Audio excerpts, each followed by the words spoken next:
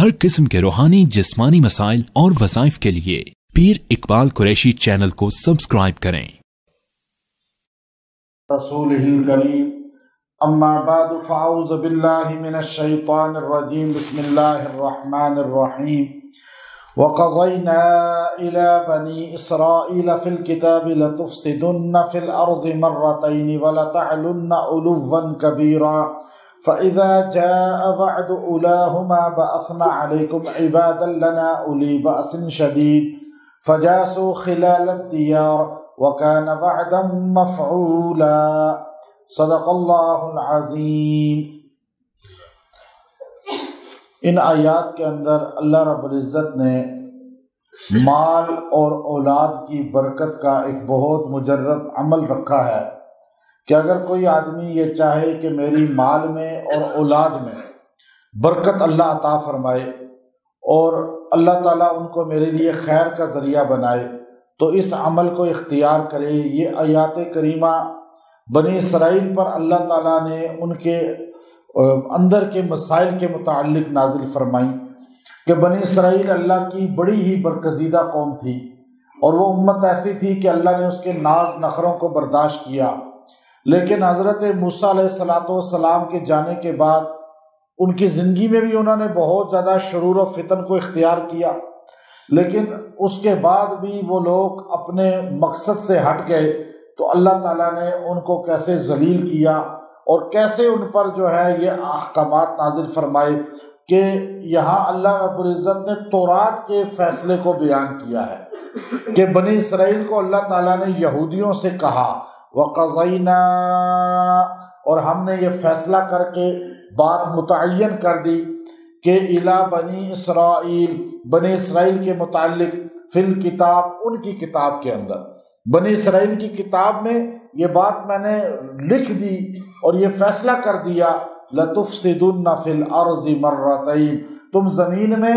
2 مرتبہ سرکشی کرو گے، فساد کرو گے، اور وَلَتَعْلُنَّ عُلُوًّا كَبِيرًا، اور ایسی سرکشی کرو گے جو بہت بڑی سرکشی ہوگی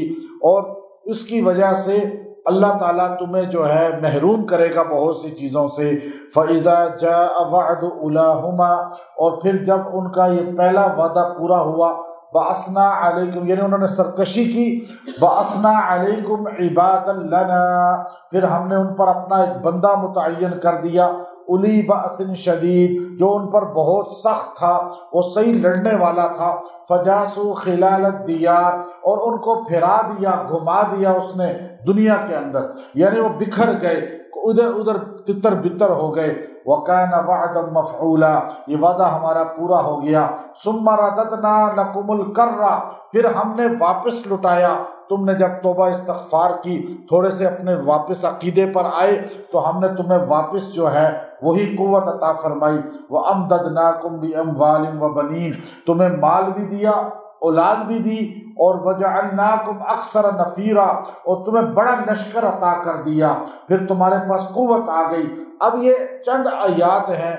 آپ اور مجھے اتنا ان کا سمجھ نہیں آتی، لیکن جب نبی علیہ السلام پر یہ آیات اتری تو جن لوگوں کو مخاطب کیا گیا تھا وہ یہود سمجھ گئے کہ ہمارے باپ دادا نے جو غلطیاں کی ہیں، ہمارے باپ دادا نے جو کوتاہیاں کی ہیں، اور اس کی سزا ہمیں آج بھی مل رہی ہے کہ اللہ تعالیٰ ہمیں دنیا میں کس طرح جو ہے ذلیل و رسوا کر رہا ہے، ہمارے سے حکومت اللہ نے لے لی، اور وہ دن آج کا دن یہودیوں کے پاس پوری دنیا میں کوئی حکومت نہیں ہے، کوئی ملک نہیں ہے۔ آپ دیکھیے کہ اس دنیا کے اندر ہندوؤں کے ملک ہیں، عیسائیوں کے بے انتہا ملک ہیں، بدھسٹ کے ملک ہیں، کمیونسٹوں کے ملک ہیں، اور مسلمانوں کی بڑی تعداد میں حکومتیں ہیں، لیکن یہودیوں کا ایک بھی ملک نہیں ہے۔ حالانکہ سارا پیسہ، ساری دولت، اکانومی آپ دیکھیں، آپ آئی ٹی کو دیکھ لیں، آپ پوری دنیا کے میڈیا کو دیکھ لیں، پوری دنیا کی ہر چیز، بینکنگ کا، ورلڈ بینک ہو، یہ دنیا پوری کا نظام یہودیوں کے پاس کنٹرول ہے، لیکن ان کے پاس ملک کوئی نہیں ہے۔ یہ اللہ تعالیٰ نے ان کو کیسے ذلیل کیا، یہاں اللہ نے بتایا کہ تم فساد کرو گے میں دی ہوئی نعمت تم سے لے لوں گا۔ آج دیکھیے ہمارا ملک کیوں تنزل کا شکار ہے، ہم لوگ کیوں ترقی نہیں کر سکتے۔ آج آپ پوری دنیا میں چکر لگائیں، آپ کو پوری دنیا میں ہمارے یہ جو خطہ ہے بر صغیر کا، یہ 2-3 ملک جو ہیں یہ سب سے زیادہ انٹرینڈ، نہ تربیت یافتہ اور بغیر تہذیب کے اپنے ہر طرف اٹھنا بیٹھنا چلنا کھانا پینا اس چیز میں ملیں گے۔ باقی پوری دنیا نے اپنا ڈسپلن چینج کر لیا، وہ ترقی میں چلے گئے، اور ہم لوگ اسی طرح ہیں جیسے ہمارا آوازیں ادھر سے نکالیں گے، روڈ پہ لڑائیاں کریں گے، اور عجیب ہماری مسجد میں بھی آ کر ہم جو ہے پورے مومن نہیں بنتے جیسے ایمانی مومن بننا چاہیے۔ تو ہماری حالت یہ ہے کہ آج یہود کو آپ دیکھیں، ان پہ اللہ نے عذاب کیوں مسلط کیا کہ انہوں نے نبی موسیٰ کا نام لیا لیکن نبی کی تعلیمات کو نہیں اختیار کیا۔ اور آج مسلمان کیا کر رہا ہے، عشق رسول کا دعویٰ تو کر رہا ہے لیکن حضور کی سنت کو پریکٹیکلی نہیں لا رہا کہ اسے دیکھ کر کافر کہ ایسا مسلمان میں نے بننا ہے۔ لیکن آج ہم میں سے کسی کو دیکھ کے کوئی کہہ سکتا ہے ہمارے ساتھ یہ عیسائیوں کی بستی ہے، ان میں سے کوئی ایک ہم سے کبھی متاثر ہوا، کبھی کسی نے کہا کہ نہیں یہ مسلمان بڑا اچھے ہیں اور مجھے ان جیسا ہونا چاہیے ہمیں۔ اب آپ یہودیوں کو دیکھیں، حضرت سلیمان علیہ السلام نے مسجد اقصیٰ کو تعمیر کیا، سلیمان علیہ السلام کو اللہ نے جنات تابع کیے، اور آپ نے جنات کے ذریعے بڑی بڑی چٹانیں، اور ایسی چٹانیں جو کوئی بڑی بڑی کرینیں بھی نہیں اٹھا سکتی تھی، وہ جنات نے لا کر وہاں رکھنی شروع کی۔ خیر وہ جب سلیمان علیہ السلام کا وفات ہو گئی، 400 سال کے بعد یہود قوم جو تھی آہستہ آہستہ اپنے عقیدے سے منحرف ہو گئی، اور یہاں تک کہ وہ شرک میں پڑ گئے۔ شرک کے اندر جب کوئی قوم پڑتی ہے نا، اللہ تعالیٰ اسے پست کر دیتے ہیں۔ اللہ تعالیٰ آج ہمارے ہاں دیکھیں، ہم کہتے ہیں سعودیہ والے دیکھو جی وہ لوگ کیسے تیل کی دولت ان کے پاس، ہم ان کے بارے میں باتیں کرتے ہیں۔ توحید کو انہوں نے جو لایا، باقی کوتاہیاں ان کے اندر 100 ہوں گی، لیکن توحید کو، نماز کو، قرآن کو انہوں نے مضبوطی سے پکڑ لیا۔ اللہ تعالیٰ نے ان کو دنیا میں دولت دے دی، اللہ تعالیٰ نے ان کو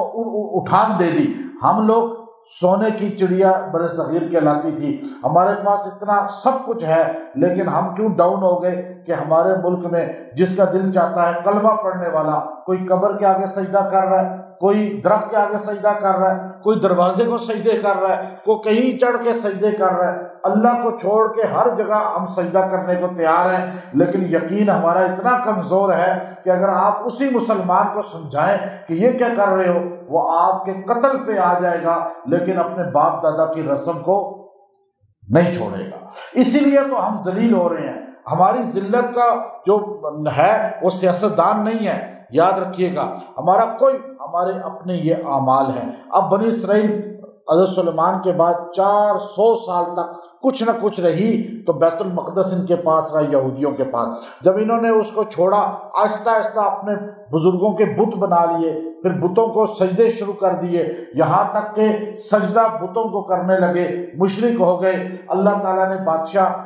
مصر کا مسلط کیا، اس نے یہودیوں کو قتل کیا، اور پھر کئی یہودیوں کو قیدی بنایا، اور مسجد اقصیٰ کو ویران کیا، اور وہاں سے سونے کی، حضرت حذیفہ کہتے ہیں رضی اللہ تعالیٰ عنہ کہ نبی علیہ السلام نے فرمایا حضرت داؤد علیہ السلام کے پاس جتنا گولڈ تھا، جواہرات تھے، حضرت سلیمان نے جتنے جنوں سے جواہرات منگوائے، گولڈ منگوایا، وہ سارا کا سارا جو ہے مسجد اقصیٰ کی تعمیر میں اور اس کے اندر تزائین میں خرچ کر دیا۔ یا رسول اللہ، صحابی نے پوچھا کہ وہ گولڈ کدھر گیا؟ کہ بنی اسرائیل کی بدبختی کہ انہوں نے جب اللہ کی ناشکری کی تو اللہ تعالیٰ نے کافر کو مسلط کیا، اس نے سارا سونا جواہرات لوٹ لیے اور مسجد اقصیٰ کو بنجر کر کے، کھنڈر کر کے بالکل چھوڑ دیا، اور یوں واپس مصر چلا گیا۔ اب یہ بنی اسرائیلی جو ہے سالوں تک جو ہے مسجد اقصیٰ سے محروم رہے، وہاں قیدی بن کے رہے۔ پھر اللہ تعالیٰ نے جو ہے تھوڑوں کو واپس بھیجا، انہوں نے آ کے توبہ کی، پھر دوبارہ ان کی اگلی نسل شرک میں پڑ گئی، پھر اللہ تعالیٰ نے ایک اور بادشاہ بھیجا، اس نے 40,000 یہودیوں کو قتل کیا، 40,000 کو قیدی بنایا، پھر وہ مصر ان کو لے گیا، پھر اس کے بعد جو ہے پھر ایک مرتبہ اسی طرح ہوا، پھر ایک مرتبہ اسی طرح ہوا۔ یہ جو اللہ کہہ رہا ہے نا کہ میں تمہیں فساد پر پکڑوں گا اور تم پہ مسلط کروں گا، یہ اللہ کے رسول نے فرمایا وہ مسلط ہونا تھا۔ پھر یہاں تک کہ وہاں کا قسطنطین بڑا بادشاہ تھا، اس نے بھی آخر حملہ کیا اور اس نے جو ہے ان ساروں کو دوبارہ قیدی بنایا، اور مسجد اقصی کو جو ہے اس نے بالکل اس کی دیواریں بھی آدھی آدھی توڑ دی۔ پھر 170 سال پہلے حضرت عیسیٰ علیہ السلام کی ولادت کے پھر بنی اسرائیل پر اللہ نے عذاب مسلط کیا، اور بخت نصر بادشاہ آیا۔ بخت نصر بادشاہ جو تھا وہ چونکہ آتش پرست تھا، اس نے آ کے دانیال علیہ السلام پیغمبر کو بھی جیل میں ڈال دیا، اور پھر مسجد اقصی کو اس نے دوبارہ جو ہے اسی طرح توڑ پھوڑ کی، اس کے اندر جو گھوڑے باندھ دیے، اور پھر اس نے یہودیوں کو یہاں سے پکڑا اور اپنے ساتھ لے گیا، اور ساروں کو جا کے ادھر جو ہے نوکر غلام بنا لیا۔ پھر اس کے بعد جو ہے یہ ایران کا ایک بادشاہ وہاں گیا اور اس نے جا کے حملہ کیا، اس نے جو ہے ان کو پھر پکڑا اور ایران لے آیا۔ اس طرح یہ سلسلہ چلتا رہا۔ حضرت عیسیٰ علیہ السلام آ گئے، پھر عیسیٰ علیہ السلام کے دور میں یہودیوں نے اس سے پہلے توبہ استغفار کر کر کے دوبارہ وہاں پہ اپنا مرکز بنایا، لیکن عیسیٰ علیہ السلام کی جب انہوں نے دشمنی اختیار کی تو عیسیٰ علیہ السلام کو جب آسمانوں پہ اٹھایا گیا تو اس کے تھوڑے عرصے بعد جو ہے ایک بادشاہ جو نصرانی تھا وہ آیا، اور اس نے آ کے یہودیوں کو پھر قتل و غارت کی، اور پھر ان کو یہاں سے پکڑا اور ان کو جو ہے یہاں سے ملک بدر کر دیا۔ فجاسوا خلال الدیار، اس دن سے یہودی دنیا میں در بدر پھر رہے ہیں، نہ ان کے پاس ملک ہے، نہ ان کے پاس کوئی رہنے کی اپنی جگہ ہے، نہ یہ کسی کو اپنا کنٹری کہہ سکتے ہیں، یہ جہاں جاتے ہیں در بدر ہوتے ہیں، یہاں تک کہ انہوں نے زبردستی قبضہ کیا، اسرائیل کے اندر نام رکھا، مسجد اقصی کے قریب فلسطین پر انہوں نے غاصبانہ قبضہ کیا، ایک ناجائز اپنی حکومت قائم کی، لیکن اللہ نے فرمایا فجاسوا خلال الدیار، تم در بدر پھرتے رہو گے، یہاں تک کہ وہ عیسائی جو ان کے کئی ہزار سال بعد آئے، ان کی آج دنیا میں 100 سے زیادہ ملک ہیں، ان کی تعداد ہے اس وقت دنیا میں 2 ارب سے زیادہ، لیکن آپ یہودیوں کی تعداد بھی کم ہے، ان کے پاس ملک بھی کوئی نہیں ہے۔ یہ اللہ کا عذاب ہے ان پر، ان کی بدبختی ہے یہ۔ پھر اس کے بعد عیسیٰ علیہ السلام کے بعد جو ہے مسجد اقصی اسی طرح پڑی رہی، پھر حضرت عمر رضی اللہ تعالیٰ عنہ کے زمانے تک مسجد اقصی کی خالی دیواریں تھیں، اور خالی جو وہ گنبد تھا جو آج گولڈن نظر آتا ہے وہ بھی گنبد چھوٹا سا تھا۔ پھر عیسائی لوگ خالی جو ہے وہاں پہ تھوڑے بہتے اپنے چرچ کی عبادت کرتے تھے، لیکن مسجد کو خالی چھوڑا ہوا تھا اور وہ خالی دیواریں تھیں اس طرح۔ حضرت عمر رضی اللہ تعالی عنہ نے بیت المقدس کو فتح کیا، اور پھر آپ جو ہے انہوں نے مسجد خوبصورت بنائی، اس کو مزین کیا، اس کو آباد کیا، اور اس کے بعد دوبارہ جب یہ عیسائیوں نے قبضہ کیا، پھر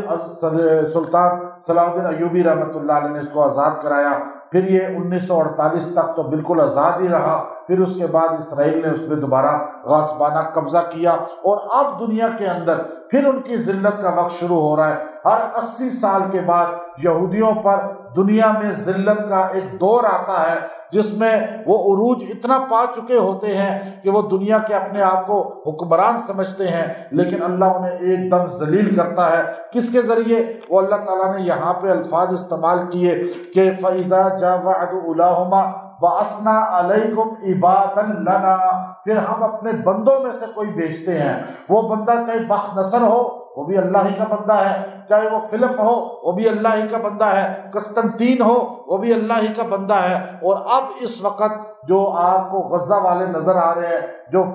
فلسطین کے مجاہدین نظر آ رہے ہیں، یہ بھی اللہ ہی کے بندے ہیں، اور آج یہ بھی ان کے اوپر ایک ذلت ان کے اوپر ڈھا رہے ہیں، اور ان کو جو ہے شہادت غزہ والوں کو مل رہی ہے،